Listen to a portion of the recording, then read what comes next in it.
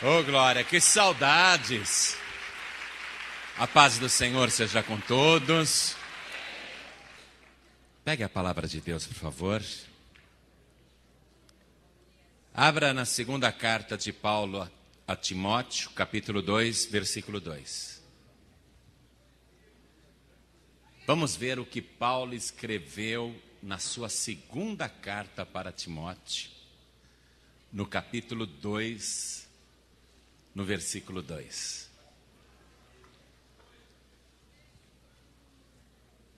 Já acharam? Está escrito assim: e o que de mim, entre muitas testemunhas, ouviste, confia-o a homens fiéis, que sejam idôneos para também ensinarem os outros. Sofre, pois, comigo as aflições, como bom soldado de Jesus Cristo. Ninguém que milita se embaraça com o negócio desta vida, a fim de agradar àquele que o alistou para a guerra. Amém? Eu vou ler de novo, preste atenção. E o que de mim, Paulo está dizendo para Timóteo, entre muitas testemunhas, quer dizer, o ensino dele foi público e pessoas sabiam o que ele havia ensinado. Ouviste, confia-o a homens fiéis, que sejam idôneos para também ensinarem os outros. Sofre, pois, comigo as aflições como bom soldado de Jesus Cristo. Ninguém que milita se embaraça com o negócio desta vida, a fim de agradar àquele que o alistou para a guerra. Há uma guerra em curso. Há uma guerra em andamento. Não é guerra contra a carne nem contra o sangue. Há uma guerra espiritual. E apesar dela ser uma guerra que se trava nos ares, ela produz muito mais baixas do que qualquer artefato nuclear que o ser humano já deflagrou para destruir a sua própria espécie. Não há instrumento bélico que se possa comparar em termos destrutivos a esta guerra espiritual para a qual eu e você fomos alistados. Você tem que estar consciente disso. Você foi convocado para uma guerra. Você está no meio de uma batalha.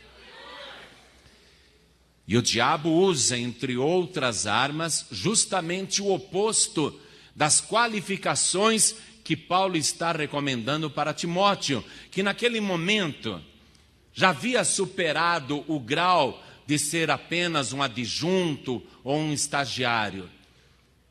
Paulo sabia que o momento dele cessar o seu combate se aproximava e que Timóteo deveria sucedê-lo na organização daquele exército que avançava contra as fileiras inimigas. E ele recomenda então para Timóteo: homens assim, assim, assim, assim, porque estamos numa guerra. Timóteo vai continuar a guerra. Ocorre que Timóteo também já passou, mas a guerra continua. E nós estamos no meio da batalha. E esta recomendação mostra quais são as qualidades dos guerreiros. E o diabo atua justamente no oposto, no inverso. Por isso eu vou ler mais uma vez apenas o versículo 4. E cada pessoa que está aqui na sede nacional da Paz e Vida comigo, repete em seguida. Vamos lá. Ninguém. Ou seja, ninguém mesmo. Ninguém que milita. Quer dizer, a palavra militar, que a gente pensa que é só um substantivo, também é um verbo, porque quer dizer lutar. Você é um militar de Deus, amém? O militar é aquele que luta, é aquele que milita. Ninguém que milita, olha só. Então vamos de novo. Ninguém que milita se embaraça com o negócio desta vida, a fim de agradar àquele que o alistou para a guerra. Amém? Você quer ouvir esta palavra? Eu estou contemplando aqui o exército mais poderoso na face da terra. Você sabe que o exército de Israel, no nosso tempo, é um exército altamente qualificado. Ali a mulher é obrigada a servir também o Estado, a prestar serviço militar. A pessoa interrompe a vida, a faculdade, ensino, separa-se da família e até as mulheres são obrigadas a servir o exército. E já está comprovado, para a vergonha de muitos homens do Oriente Médio, que uma mulher combatente em Israel, ela equivale a 2 soldados inimigos. E está comprovado também que um soldado israelense equivale a 7 soldados inimigos. Cumprindo-se a palavra que Deus tinha dito para Moisés em Deuteronômio: por um caminho virão contra ti, mas por 7 caminhos fugirão de ti. Não é? Deus cumpre a palavra. Agora você, preste atenção, é superior ao exército de Israel.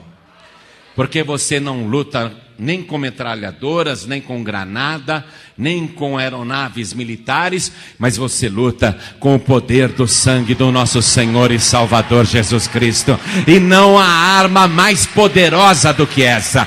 Não há arma mais poderosa do que o nome do Senhor Jesus. Então você que foi alistado para esta guerra, você que está de posse destas armas, aplaude, abra a boca, dá glória, glorifique, exalta. Isso, glorifique e exalta o nome do Senhor. Oh glória! Oh glória!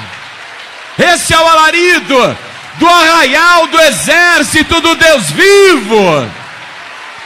Vamos fazer esse alarido ser ouvido no inferno. Vamos fazer esse alarido ser ouvido no mundo.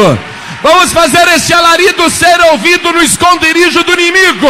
Mas vamos fazer esse alarido de vitória ser ouvido diante do trono de Deus. Oh glória! Isso, vai glorificando, vai aplaudindo e vai glorificando. Você que está ouvindo pela rádio, você que está acompanhando pela internet, você que está acompanhando pela televisão, glorifique a Deus conosco agora. Vamos aumentar esse alarido de vitória. Oh glória!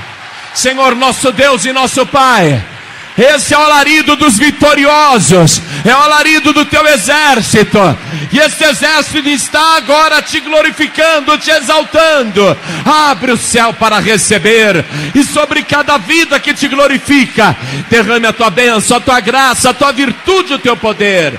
Pai bendito, a tua palavra vai ser pregada agora. Vem tomar o lugar do pregador, vem tomar a boca do mensageiro. Envia a tua palavra com poder e autoridade, e que a tua palavra vá e prospere naquilo para o qual está sendo enviada, em nome do Senhor Jesus. Diga amém, Jesus. Poder se assentar quem tiver lugar, por favor.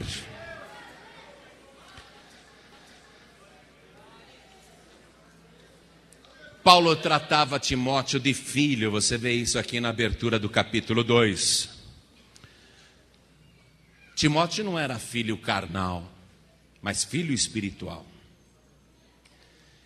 E ele falando então com seu filho na fé, ele diz para que este filho se fortifique na graça, isto é, que jamais queira se fortalecer por seus próprios méritos. Paulo está falando com um bravo soldado, um valente soldado. Mas todo soldado precisa se fortalecer.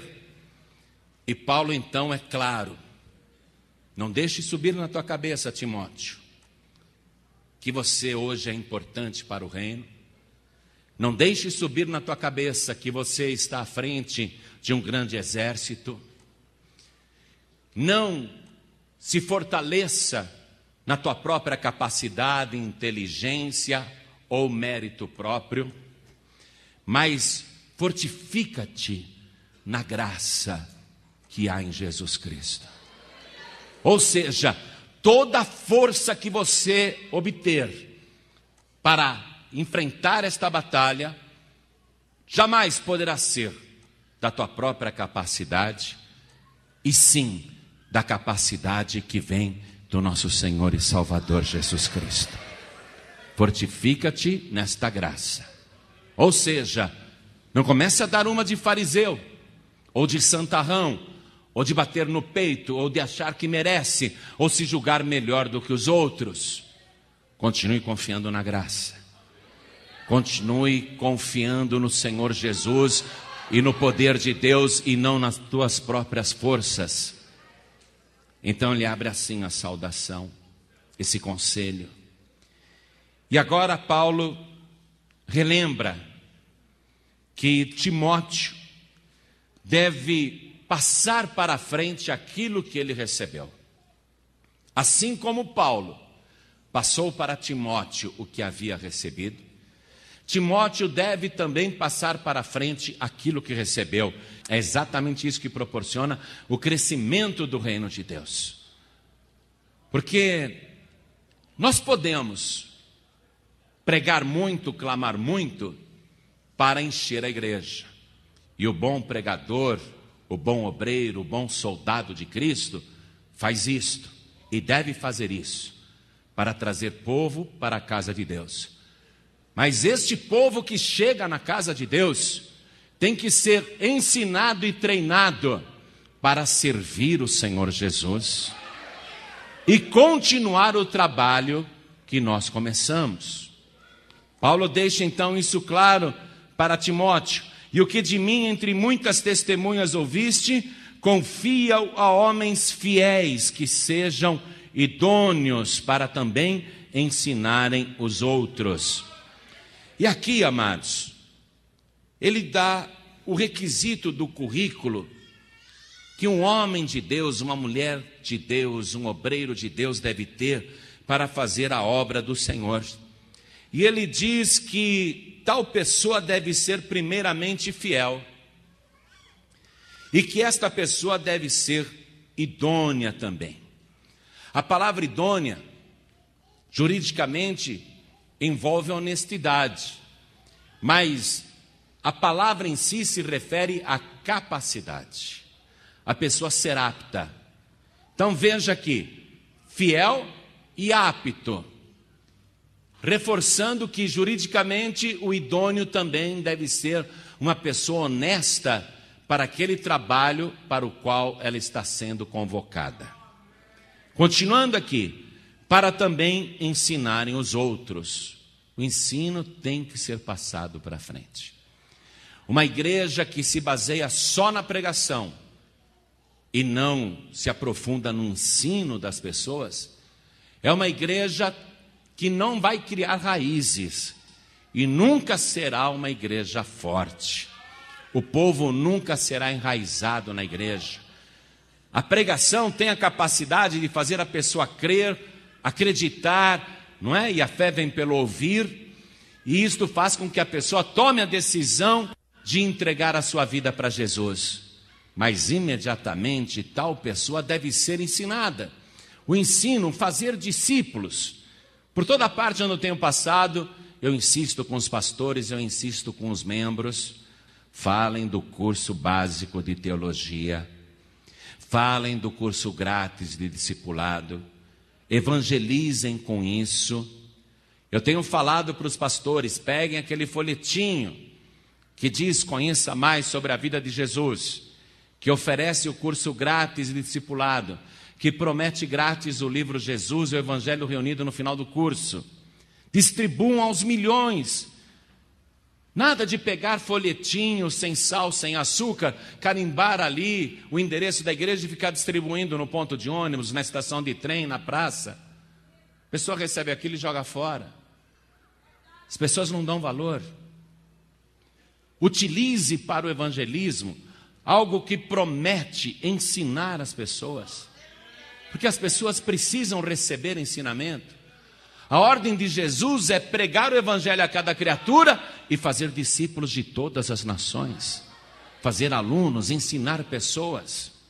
Quem é idôneo, isto é, capaz, vai fazer isso, porque tem capacidade para fazer isso.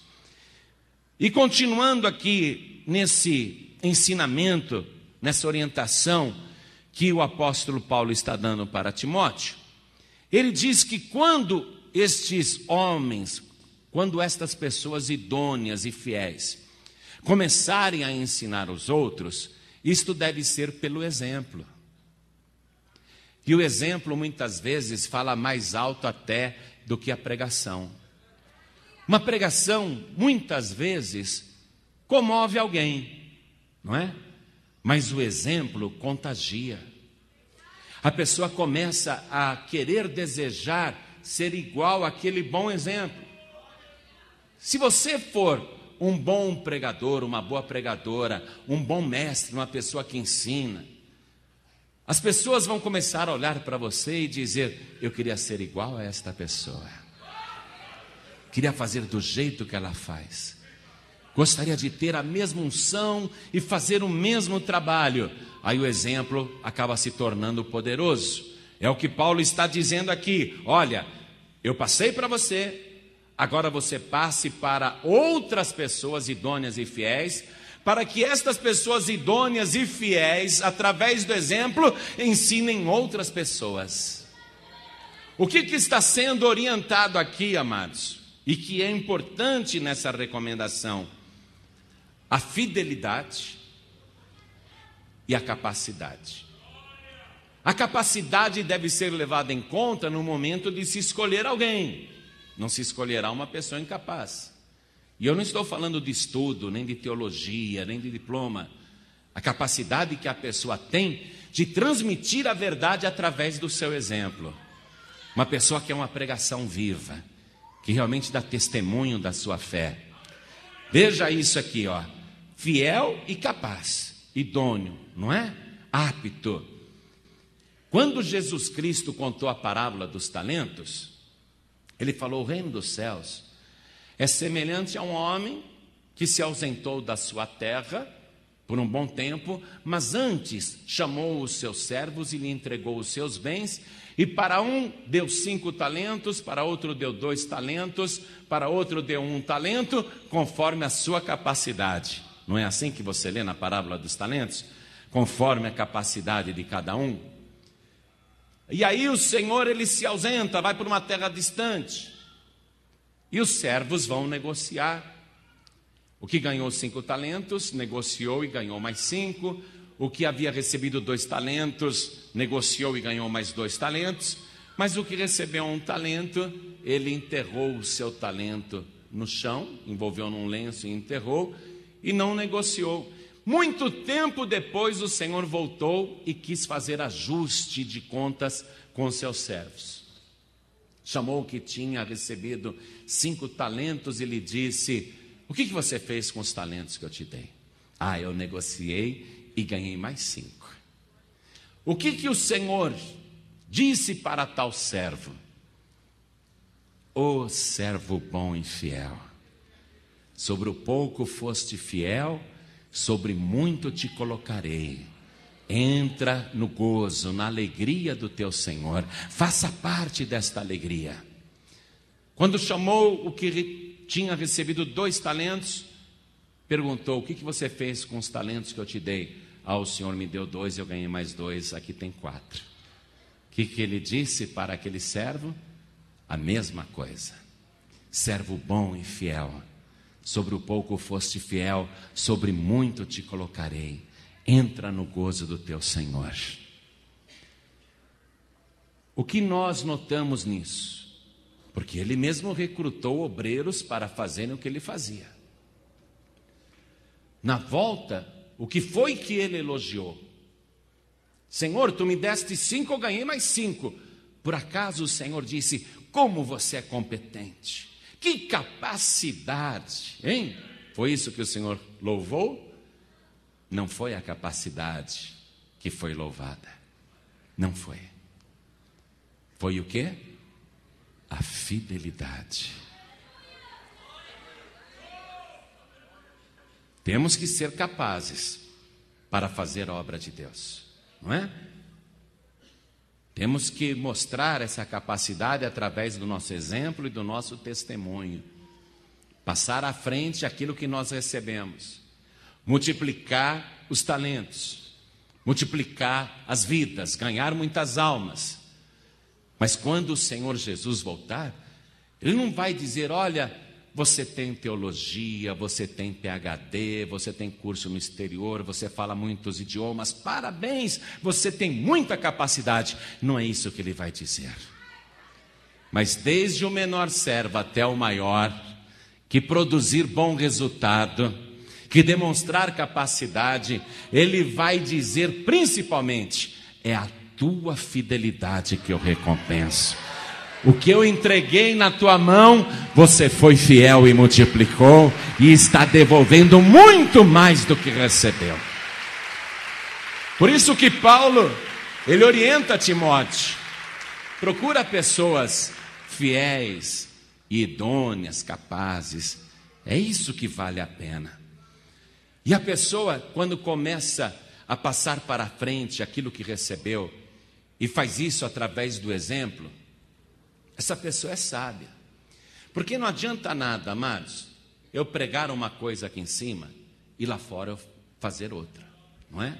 Ou em particular com vocês chegarem à conclusão que eu no púlpito sou uma pessoa, nos bastidores eu sou outra, não é? Se vocês me conhecerem intimamente, e muitos me conhecem, se vissem em mim uma contradição de vida, iriam espalhar isso, comentar isso. Seria motivo de escândalo. Olha só, no altar ele é uma pessoa, fora do altar é um perdido, não é? Se eu fosse assim, por mais que eu pregasse, por mais que eu tivesse a capacidade de pregar, eu seria como um pai que numa mão dá um pão para o filho, não é? Um bom sermão seria isso, mas que pelo mau exemplo estaria com a outra mão entregando um escorpião. O que o Senhor Jesus está louvando? E o que Ele quer louvar na tua vida?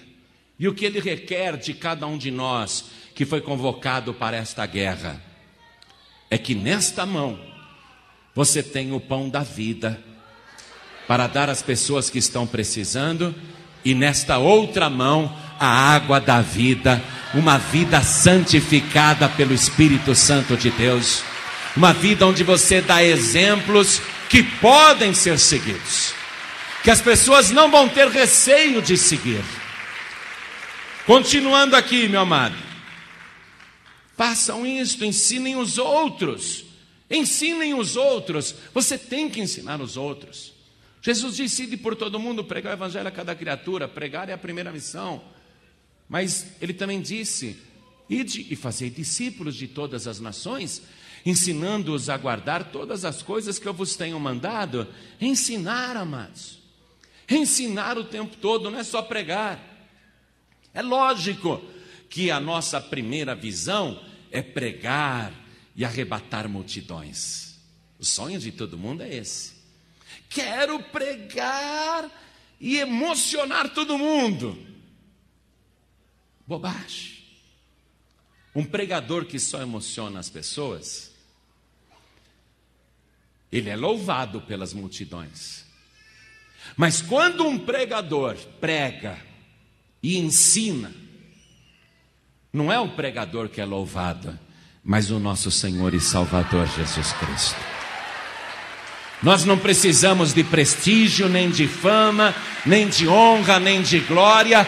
Nós não queremos que ninguém fique glorificando a nossa vida. Nós queremos que o nosso Senhor seja glorificado. Nós queremos que o nosso Senhor seja exaltado. É pregação e ensino.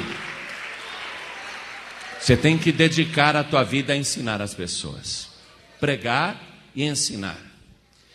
Não entre naquela, puxa, eu fiz uma pregação, ninguém aplaudiu. Mas eu preparei um ensino tão bom. Pode ter certeza que produz mais resultado uma pregação recheada de conteúdo e ensinamentos do que uma pregação simplesmente emotiva e cheia de gritos, que é o que a gente mais vê hoje em dia nos altares por aí. Só se ouve gritos.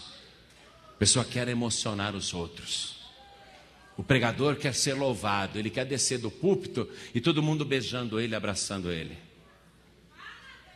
Querido, querida, o homem idôneo, o servo fiel, a pessoa realmente capaz, prega a palavra de Deus. Ensina o que Jesus Cristo ensinou. Transmite isso para outras pessoas. Contagia estas pessoas para que façam a mesma coisa que Ele está fazendo. E aí, quando você vive desta maneira, não será você que será louvado pelos homens, mas o nosso Senhor Jesus. Porém, quando Jesus voltar, é Ele que vai louvar você. Não serão as multidões, é Ele que vai dizer: servo bom e fiel, serva boa e fiel, entra na alegria do teu Senhor. Continuando aqui a orientação de Paulo para Timóteo. Ele diz assim, não é? No versículo 3: sofre, pois, comigo as aflições, como bom soldado de Jesus Cristo. Você pensa que é possível viver o ministério, ou trabalhar no exército do Deus vivo, ou guerrear as guerras do Senhor sem sofrimento? Olha aqui, ó, bom soldado. Quem que é o bom soldado? Vamos ver no exército do mundo. No exército do mundo, o bom soldado é aquele que é disciplinado. O bom soldado é aquele que é obediente. O bom soldado é aquele que respeita a hierarquia. O bom soldado é aquele que é valente. O bom soldado é aquele que obedece às ordens com fidelidade, e se é para ir para o ataque ou para o campo de batalha, onde a batalha é mais ferrenha, ele vai, ele não questiona. O bom soldado é aquele que não se acovarda diante da crueldade da luta. O bom soldado é aquele que não deserta nunca. O bom soldado é aquele que nunca trai a pátria. Eu estou falando de um exército do mundo. Mas você faz parte de um exército muito mais honrado, de um exército muito mais poderoso. Então seja disciplinado. Um bom soldado não pode ser indisciplinado. Seja disciplinado, porque você não obedece a homens, você obedece diretamente ao nosso general, que é Jesus Cristo. Mas se ele colocou um sargento acima de você, então seja disciplinado com o sargento, obedeça a hierarquia. O bom soldado, ele é valente, ele não se acovarda, pode ser a batalha que for, e ele obedece às ordens com fidelidade.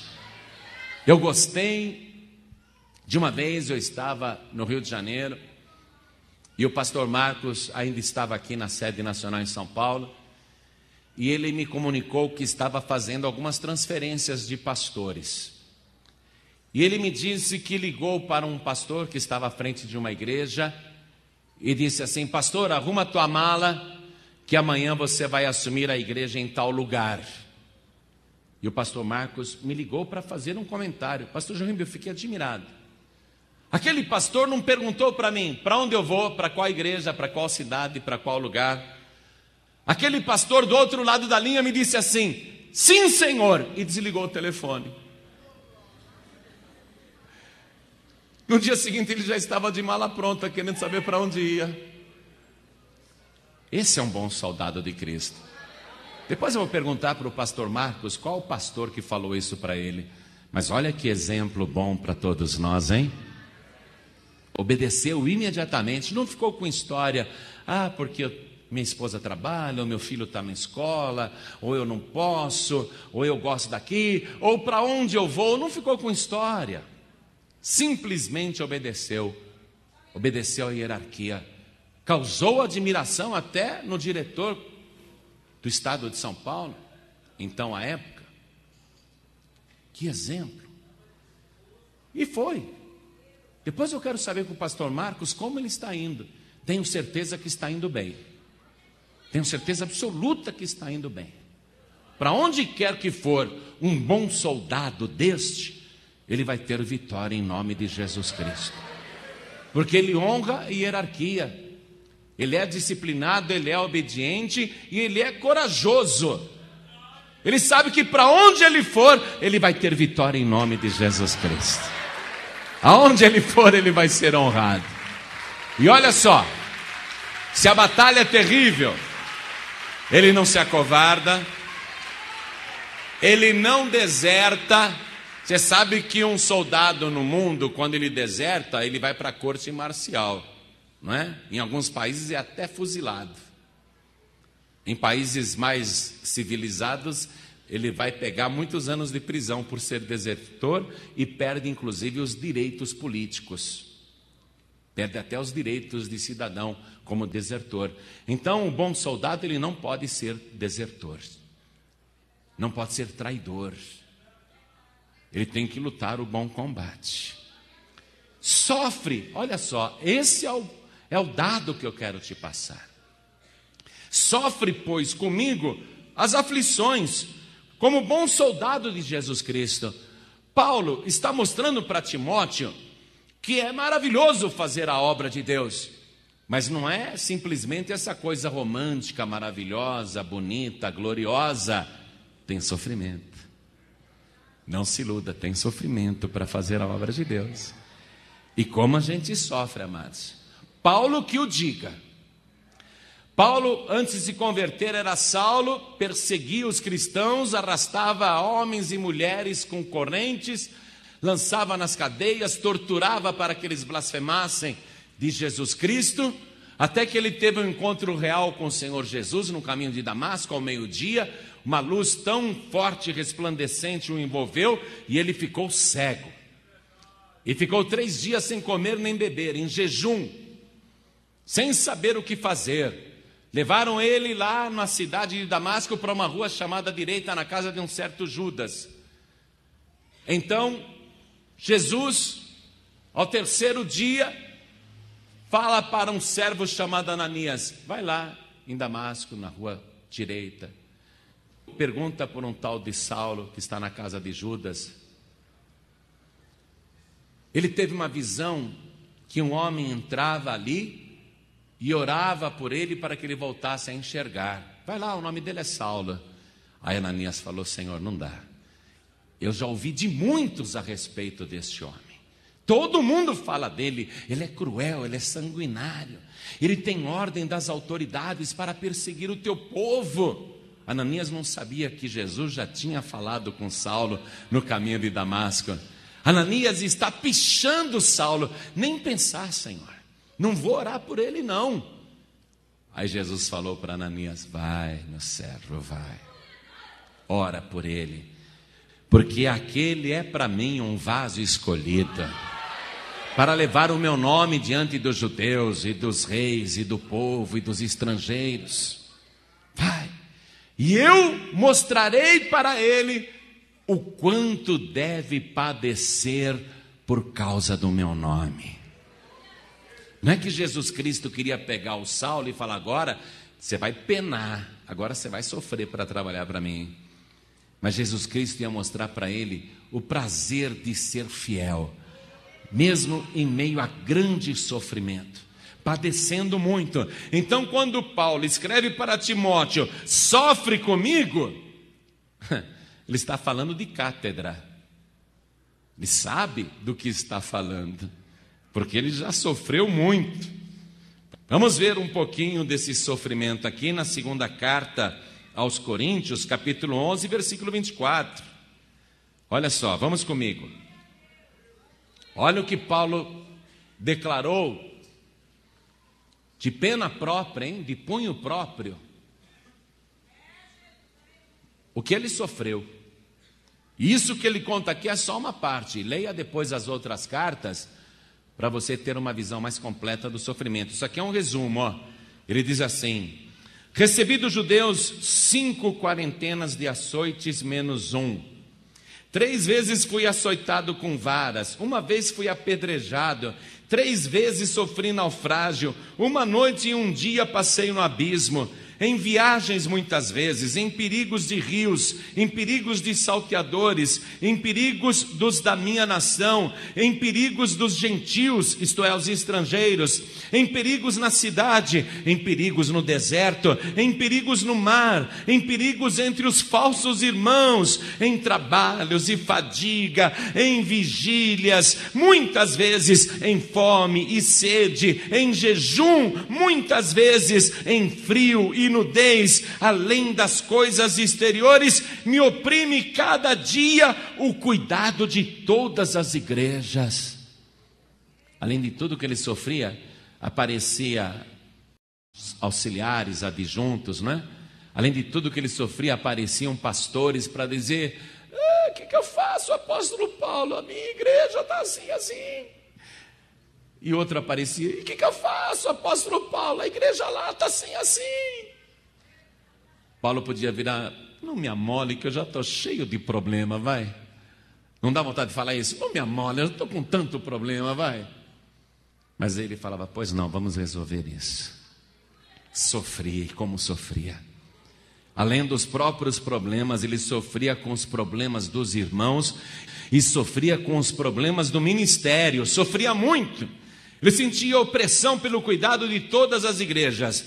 Agora, vamos ver uma coisa aqui, amados, que além de tudo, além de todo esse sofrimento, ele tinha que manter o bom exemplo para não escandalizar. Olha só, porque às vezes, devido à sobrecarga, você pode sentir um impulso de reagir mal, de tratar mal as pessoas. Mas Paulo, ele sabia que o exemplo era importantíssimo para edificar vidas. Então vamos comigo aqui na segunda carta mesmo, no capítulo 6 agora. Vamos ler o versículo 3. Olha o que ele escreve: não dando nós escândalos em coisa alguma, para que o nosso ministério não seja censurado. Antes, como ministros de Deus, tornando-nos recomendáveis em tudo, na muita paciência, nas aflições, nas necessidades, nas angústias, nos açoites, nas prisões, nos tumultos, nos trabalhos, nas vigílias, nos jejuns, na pureza, na ciência, na longanimidade, na benignidade, no Espírito Santo, no amor não fingido, na palavra da verdade, no poder de Deus, pelas armas da justiça à direita e à esquerda, por honra e por desonra, por infâmia e por boa fama, como enganadores e sendo verdadeiros, como desconhecidos, mas sendo bem conhecidos, como morrendo e eis que vivemos, como castigados e não mortos, como contristados, mas sempre alegres, como pobres, mas enriquecendo a muitos, como nada tendo e possuindo tudo. Esse é um exemplo, hein? Que exemplo, que homem. Você sabe, quando Paulo disse: sofre comigo as aflições como bom soldado de Cristo, tem sofrimento no ministério, você tem que sofrer junto. Não é esse mar de rosas. É legal fazer a obra, principalmente pela expectativa da recompensa que logo chegará.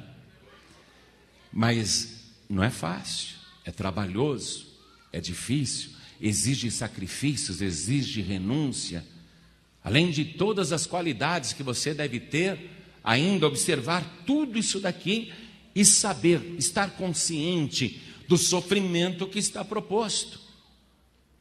Você sabe, José, muito tempo antes de Cristo, sofreu muito. Foi lançado numa cova sem água, foi vendido como escravo pelos midianitas, não é? Foi servir na casa de Potifar, foi acusado injustamente de estupro, ficou preso 3 anos, sendo inocente, sofreu muito. Quando ele chegou lá na cadeia, primeiramente colocaram um grilhão de ferro no pescoço dele, como se fosse um animal. Algemaram seus pés e as suas mãos, ficou acorrentado no tronco dentro da cela, até conquistar o carcereiro pelo seu bom exemplo, até comover o carcereiro pelo seu testemunho de vida. José era uma pregação viva, mas ele ficou naquele sofrimento 3 anos dentro do cárcere. Ele trazia nos pulsos e no pescoço as marcas das cadeias de ferro, mas ele se manteve fiel, idôneo e capaz, honesto mesmo naquela posição degradante, fiel a Deus apesar de todos os obstáculos. Mas 3 anos depois, a corrente de ferro que estava no seu pescoço, a algema de ferro que estava no seu pulso, tudo isso foi transformado. As algemas dos seus pulsos foram transformados num anel de poder colocado na sua mão direita pelo próprio faraó. E a cadeia de ferro que ficava no seu pescoço feito uma coleira, foi convertida num colar de ouro. E ele se tornou o homem mais importante e o governante do Egito, abaixo apenas de Faraó. E por que ele chegou naquela posição? Porque ele foi fiel a Deus. Ele se manteve íntegro, ele se manteve idôneo. O sofrimento para ele não foi motivo de queda, o sofrimento para ele foi motivo de exaltação e de glórias a Deus.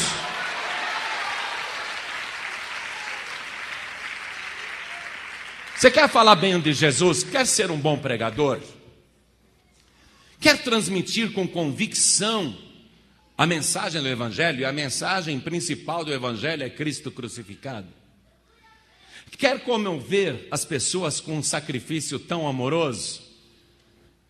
Você precisa se aproximar da cruz de Cristo, observar os detalhes daquele sofredor,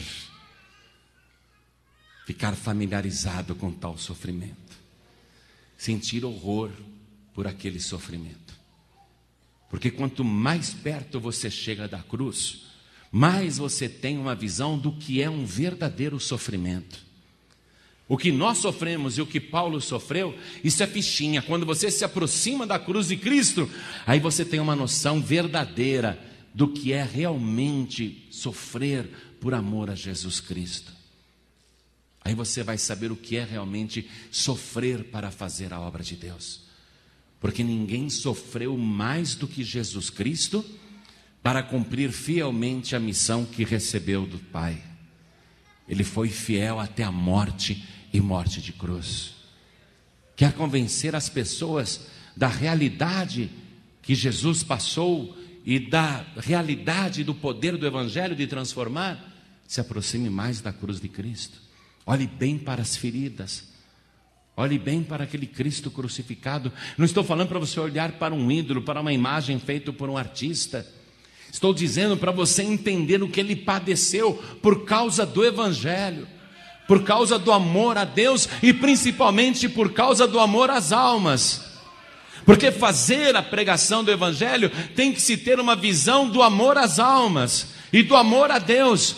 Padecer por causa das almas. Jesus suportou todas as afrontas e tanto sofrimento por causa do amor a Deus e o amor às almas. Quando nós padecemos, quando nós sofremos, quando nós somos injuriados por causa do Evangelho, quando nós padecemos violentamente, nada nos impede, nada nos fará voltar atrás, porque nós estamos enxergando as multidões que precisam conhecer o amor do nosso Senhor e Salvador Jesus Cristo. Esse sim padeceu por todos nós. Ninguém sofreu, ninguém padeceu como Ele padeceu, e Ele sofreu para ganhar almas. Se nós padecemos, é para ganhar vidas para Jesus Cristo. Quando Paulo diz, sofre comigo as aflições, como bom soldado de Jesus Cristo, sofre comigo Há sofrimento em fazer a obra, amados. Muito sofrimento. E no versículo 4 agora, me acompanhe. Eu retornei para a segunda carta de Timóteo, capítulo 2. Versículo 4 agora. E eu vou terminar a mensagem, escute. Ninguém que milita se embaraça com negócios desta vida, a fim de agradar àquele que o alistou para a guerra. Estamos em guerra, fomos alistados, estamos convocados. Não podemos ficar só na convocação, temos que entrar na militância. Você tem que ser militante, você tem que militar, você tem que lutar. E nesta luta você não pode se embaraçar com qualquer negócio desta vida. Você não pode dizer, agora não porque eu estou estudando, agora não porque eu arrumei um novo emprego, agora não porque eu arrumei uma nova namorada, agora não porque eu comprei uma casa no campo, agora não porque eu comprei um apartamento na praia, agora não porque eu tenho outros negócios, agora não porque eu tenho outros planos, agora não porque eu tenho outras coisas para fazer. O verdadeiro soldado, o bom soldado de Cristo, ele não se embaraça com nada disso, com nenhuma coisa deste mundo. Ele não deixa nada aprisioná-lo, ele não deixa nada prendê-lo, nada é importante. Ele só tem o foco na batalha, na guerra. Ele só vê isto, que ele precisa lutar. E ele não pode deixar a arma de lado, a palavra de Deus de lado, para cuidar de outros negócios desta vida. Porque não existe só esta vida. E a pessoa não pode se embaraçar com os negócios desta vida. O verdadeiro e bom soldado de Cristo, ele não se deixa enredar pelas armadilhas, pelas ciladas desta vida. Se nós estamos em guerra, é evidente que Satanás vai arrumar uma maneira de impedir que você venha para a casa de Deus, ou que você não tenha mais tempo de estar na casa do Senhor. O diabo vai arrumar até bons empregos para te impedir de estar na casa de Deus. E às vezes o diabo é tão atrevido que ele te arruma até maus empregos, e você se agarra a isso e deixa a obra de Deus de lado. E você se embaraça com outros negócios desta vida, e o negócio mais importante você deixa de lado. Porque na parábola das minas, que é muito parecida com a dos talentos, o Senhor diz, negociai até que eu venha. Você tem que se dedicar a um negócio neste mundo. E o nosso negócio é ganhar almas para o nosso Senhor e Salvador Jesus Cristo. Seja padecendo, seja sofrendo, seja com perseguição, seja com lutas, seja com dificuldades. O nosso negócio, o único negócio, é ganhar almas para o reino de Deus. Você tem que se preparar para isso. Porque o soldado tem que estar preparado. Não basta apenas o soldado ser corajoso, ele tem que ser bem preparado. Vale mais do que um soldado corajoso, um soldado bem preparado. Porque um soldado corajoso e mal preparado, ele morre logo. Mas um soldado bem preparado, ele não se deixa abater. Ele foi preparado para o combate. Ele sabe como lutar. E ele sabe de antemão que todas as oportunidades que aparecem e que parecem até boas, na verdade são armadilhas de Satanás, minas espirituais que querem detonar a sua vida, acabar com a sua vida espiritual, que querem reduzir você a pó. O bom soldado, ele não se deixa embaraçar, ele sabe que foi alistado para a guerra, e ele se prepara bem para esta guerra, ele não se ilude com as coisas desta vida, com negócio nenhum. Eu fico muito triste, muito triste, quando uma pessoa que tem talento para fazer a obra de Deus, foi convocado, foi chamado, e enterra esse talento, por causa de negócios desta vida, e deixa o talento enterrado. Eu fico triste. E há outros que já estão até com o talento, estão com o talento já em negociação, mas deixam o talento de lado para se dedicar a negócios desta vida. E mais triste ainda eu fico quando eu vejo, por exemplo, um pastor que está à frente de um rebanho, que tem a missão mais nobre na face da terra. Esse pastor se resolve se candidatar a deputado, vereador, senador, presidente, prefeito. A pessoa quer se embaraçar com os negócios desta vida. É muito triste quando um pastor deixa o rebanho, deixa o ministério, deixa a guerra para ir fazer a guerra do diabo, a guerra dos homens. É muito triste. No século passado, no século XX, o mundo conheceu um dos maiores evangelistas de todos os tempos. Foi um grande ganhador de almas, chamado Billy Graham. Billy Graham, um homem alto, de olhos verdes, porte bonito, parecia o John Kennedy. Billy Graham era um sucesso em ginásios, estádios, reunia milhares e milhares de pessoas em qualquer lugar que ele fosse, e a mensagem dele era bem simples: a cruz de Cristo. Não era eloquente, de fazer as pessoas se emocionarem. Ele era um pregador que ensinava. Billy Graham foi considerado pela ONU e por vários organismos internacionais como o evangelista do século XX. Billy Graham, quando estava no auge da fama nos Estados Unidos, com 45 anos de idade mais ou menos, em pleno vigor, no auge em todos os sentidos, em popularidade, em idoneidade, em credibilidade, o que ele falava era ouvido e as pessoas prestavam muita atenção. Não havia nada que pudesse macular a ficha de Billy Graham. E Billy Graham foi sondado por um partido político que lhe apresentou uma pesquisa e disse: Billy, já fizemos uma pesquisa em toda a América. Aqui está o resultado, você é imbatível. Se você sair candidato à presidência dos Estados Unidos da América, você já está eleito. Não há ninguém que possa fazer páreo ou concorrência a você. Billy, está tudo pronto, o partido te apoia, você aceita ser o candidato do nosso partido à presidência dos Estados Unidos? E Billy Graham respondeu o seguinte: eu jamais poderia me rebaixar no meu cargo.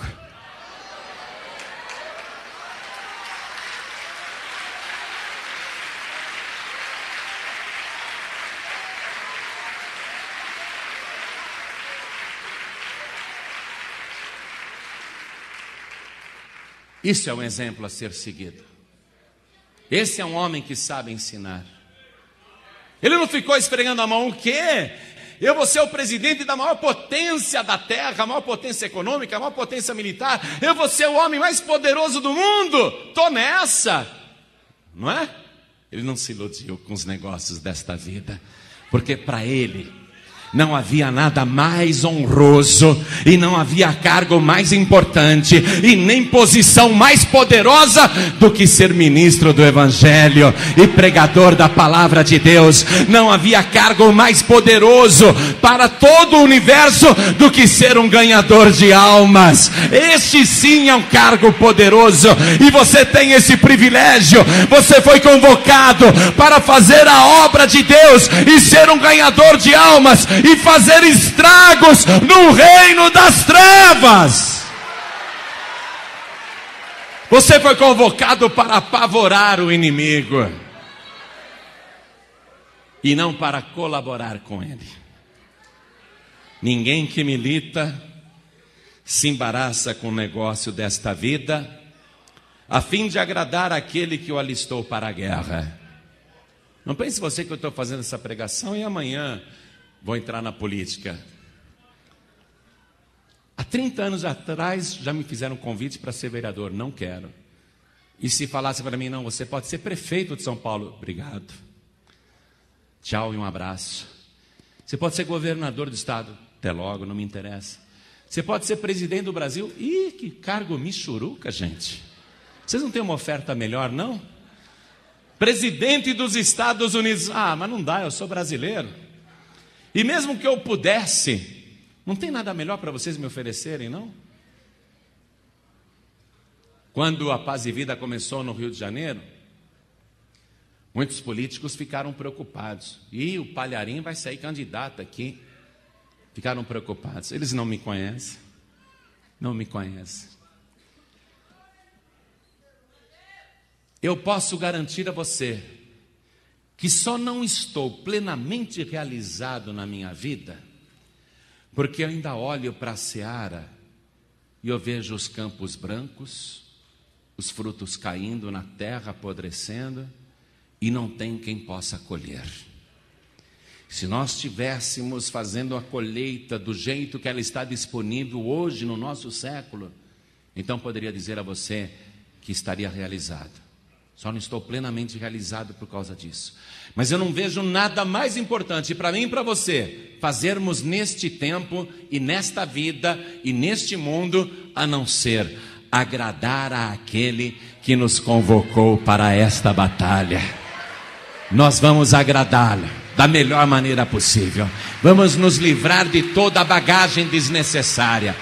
Vamos nos livrar de todo o fardo desnecessário e vamos concentrar as nossas forças nesta grande guerra contra o reino das trevas. Vamos nos colocar todos de pé, amados.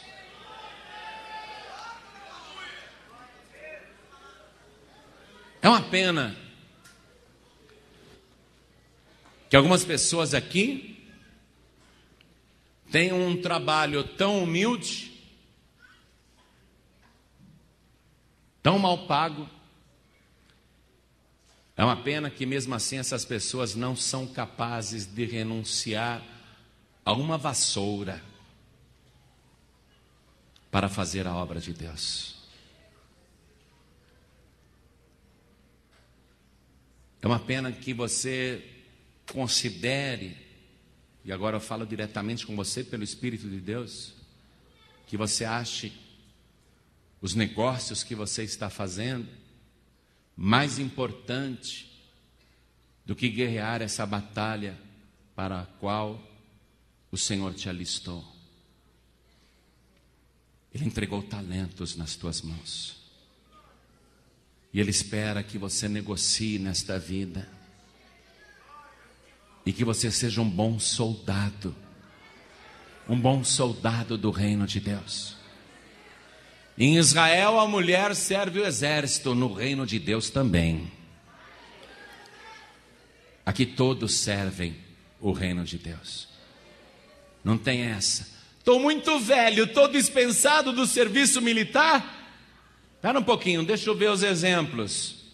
Moisés com 120 anos de idade, Deus lhe disse: Moisés, antes de te recolher, eu tenho mais uma batalha para você contra os midianitas. Você está dizendo que está velho ou velha? Você já tem 120 anos de idade?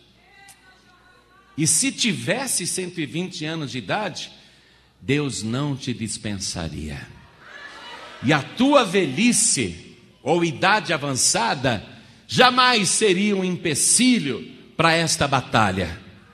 Porque não é com a tua força que você vai lutar, mas é com a graça do nosso Senhor e Salvador Jesus Cristo.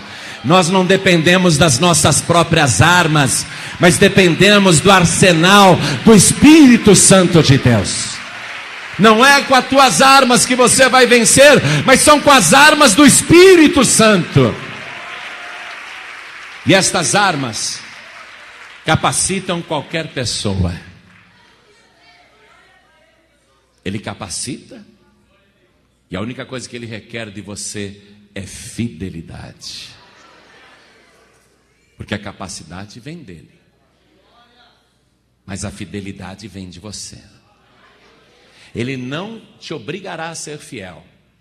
Ele não obrigou Judas a ser fiel. Judas roubava a bolsa. Ele não obrigou Judas a ser fiel. Judas mentiu e traiu. Sabe por quê?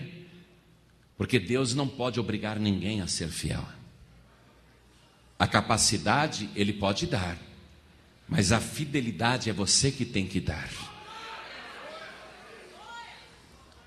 Ele te capacita, seja você quem for e qual seja a sua idade, não importa, Ele te capacita. Pela graça do Senhor Jesus, Ele te capacita.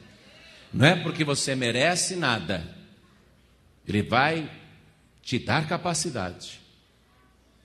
A única coisa que Ele quer de você, a única coisa que Ele exige de você e que você deve apresentar é fidelidade. Isso é muito importante. Tão somente a fidelidade. E a única coisa que Ele vai honrar é a fidelidade.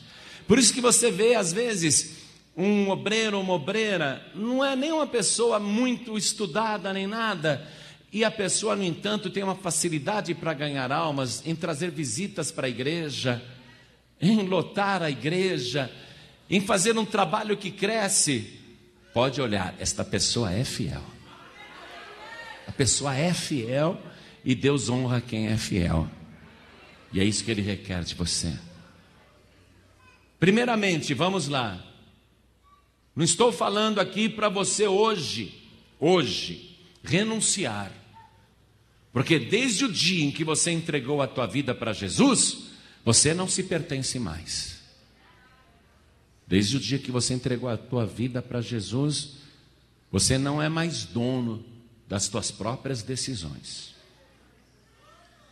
Se você continuar decidindo, está fazendo isso por conta própria e está dando uma prova de infidelidade. Então não se trata aqui de falar, renuncie, porque você já está convocado.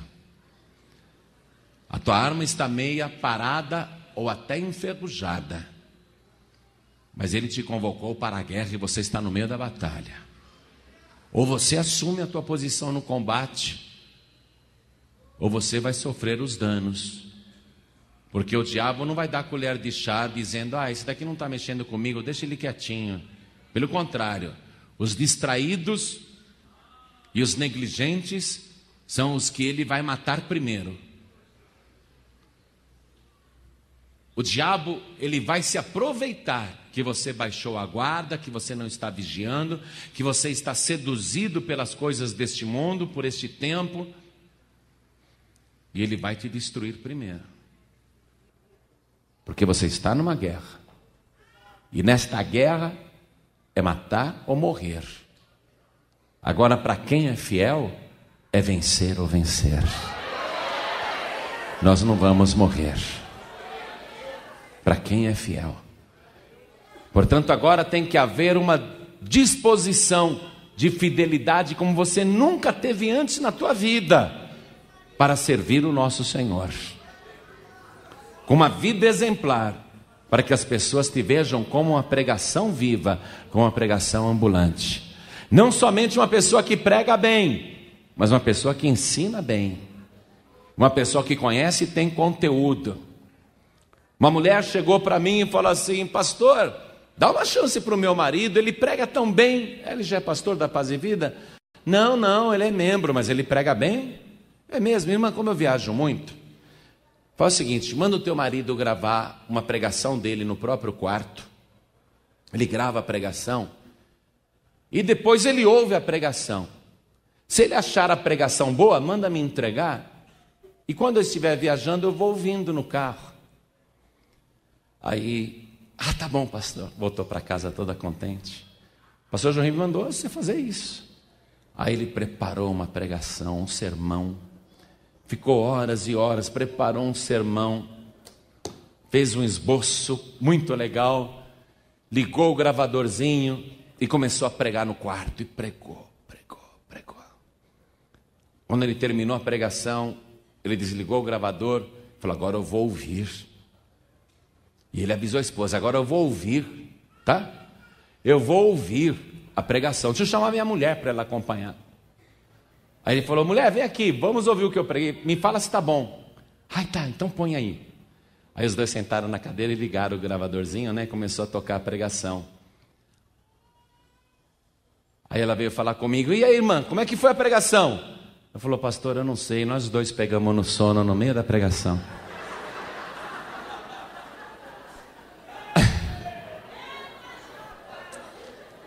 Deus não está querendo que você comece a elaborar sermões, né? de teólogos. Deus quer que você tenha uma vida cheia do Espírito Santo de Deus, uma unção multiplicada do Espírito. Quer encher a igreja? Enche o teu coração do Espírito Santo. Quer encher a igreja? Enche a tua vida do poder de Deus. Fidelidade, fidelidade, fidelidade, fidelidade levada ao extremo. Preparo, porque a coragem é importante, mas um soldado corajoso e mal preparado é um desastre. O bom é um soldado corajoso e bem preparado. E todo o preparo que você precisa, Ele tem para te dar. A capacidade, Ele dá. Ele só requer de você fidelidade. Quem quer receber mais capacidade do Senhor? Revestimento de capacidade. Capacidade intelectual, capacidade espiritual, capacidade física, capacidade carismática. Quem quer receber, levante a mão, deixa eu ver. Ele está aqui para te dar, amém? Ele está aqui para te dar, ouça isso. Ele só quer um compromisso teu. Fidelidade até a morte. Ser fiel até a morte e dar-te-ei a coroa da vida. Ele só quer fidelidade incondicional. Fidelidade, obediência, fidelidade integral. Se você quer fazer este voto com Deus de ser fiel até a morte, fiel de verdade, fiel a quem te alistou para esta guerra, coloque a mão direita sobre o teu coração. Vou chamar aqui no altar os pastores da Paz e Vida, vão subindo aqui. Todos os pastores e adjuntos subam aqui. E agora eu quero que você vá derramando a tua vida como água diante do altar. Vai derramando a tua vida como óleo diante do trono. Vai derramando agora o teu coração diante de Deus, porque Ele sonda os rins e os corações. Vou pedir agora para quem quer fazer este compromisso de fidelidade mesmo, vem para frente, sai do seu lugar, vem para frente. Isso, vem para frente. E aqui que nós vamos levantar um clamor fiel até o céu. E enquanto você vem, você já vem glorificando ao Senhor. Enquanto você vem, você já vai dando glória, vai dando liberdade ao Espírito Santo. Oh glória!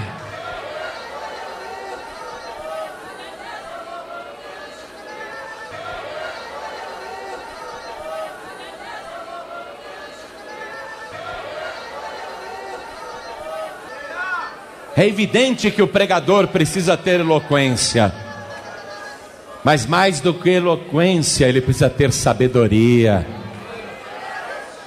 Mais do que querer apenas transmitir emoções para o povo, ele tem que transmitir verdadeiro ensinamento da palavra de Deus. Ao invés de gritos apenas para empolgar massas, fazer o povo sentir a unção do Espírito Santo. Então começa, meu amado, começa, minha amada. É você e Ele agora. É você e o Senhor. Oh glória! Vamos glorificar o Senhor.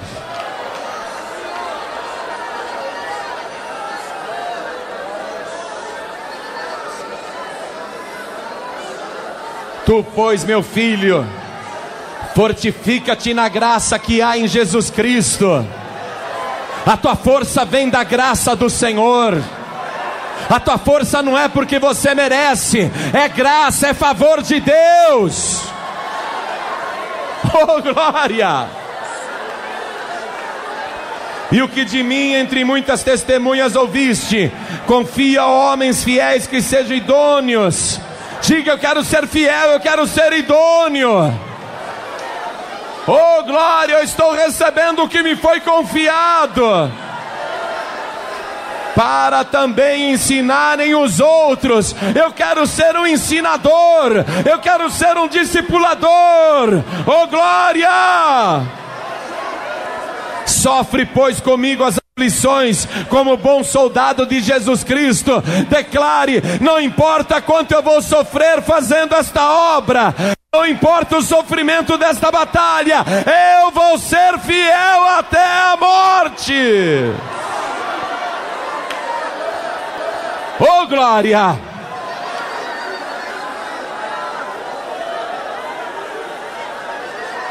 Ninguém que milita se embaraça com o negócio desta vida.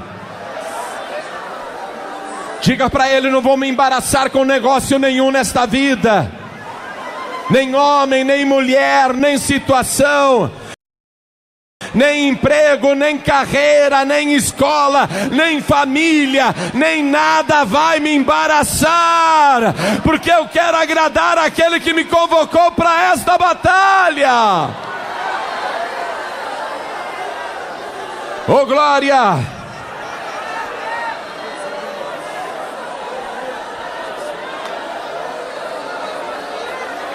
Ele só quer uma coisa: fidelidade. Ele vai te revestir de capacidade. Oh glória! Vem, Senhor, vem agora e começa a revestir o teu povo de capacidade. Aqueles que estão fazendo um compromisso de fidelidade até a morte, para te servir na frente da batalha, sem qualquer outra condição que não seja alegrar aquele que o convocou. Reveste agora de capacidade. Oh, ricala masuri mishuri andalas, Elia masuri mishia, Elia tia sori mishia mas. Oh glória!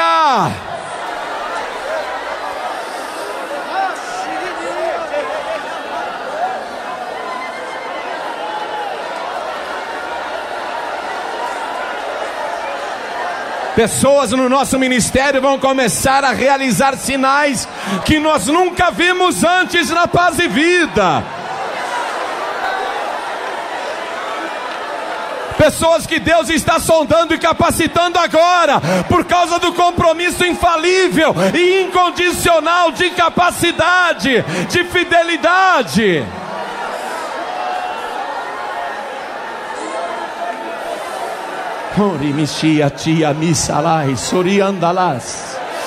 Oh glória!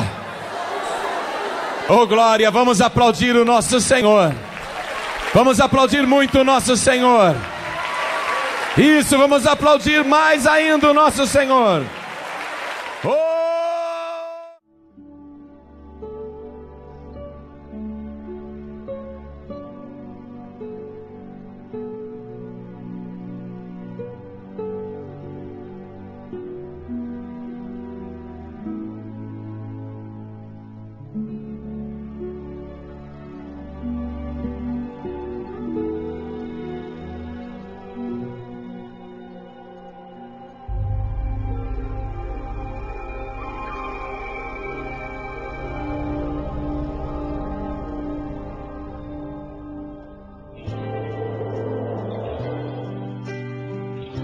E aos domingos é a rádio e eu começo com a meditação.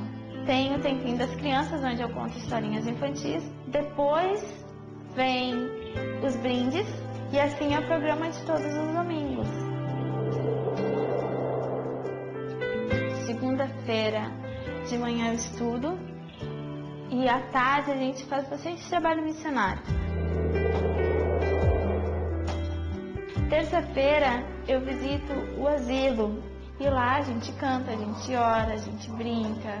Tem algumas pessoas até que são sozinhas, assim, sabe, que se abrem bastante com a gente. Quarta-feira a gente se reúne na minha casa para fazer a cooperativa. A gente faz telha, decupagem, a gente faz biscuit, vidros, a gente faz porta-retrato de EVA, a gente faz linha de geladeira, várias coisas de artesanato, porque as famílias que trabalham na cooperativa são famílias bem carentes. Sexta-feira eu montei um grupo de oração intercessória.